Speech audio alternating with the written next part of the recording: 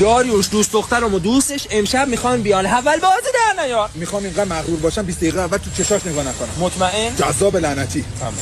قول میدی هیچ وقت انعام نذاری؟ بله. من بدون تو میمیرم. من حاضرم به خاطر تو علی هم بکشم. سلامش. سلام. این کیه؟ پسر خالمه لاله فقط.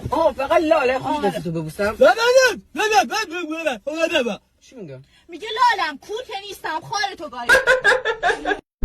میگن به هر چی بخندی سرت میاد. من به بدبختی یکی خندیدم. نخند کسکش. الو مامان، همون جایی که ماشین خاموش کردی صبر کن با سید دارم میام بنزین بکشم بهت بنزین بدم. خداحافظ. بابا این چیه پشت من داره سوراخ میکنه؟ داداش چلنگه دیگه. شلنگ که دست منه. وای چه پسر خوبیه. دیت اولمون خیلی خوب بود. ایشالا با هم اوکی شیم. وای اگه مامانم بفهمه 2 تا چای 400 تومن دادم همین لیوانا همین میزو میکنه تو کی. الهی فدات شم که نماز میخونی. هیچ میدونستی خدا گفته اینه که نماز میخونن اون دنیا با زن خودشون ازدواج میکنن؟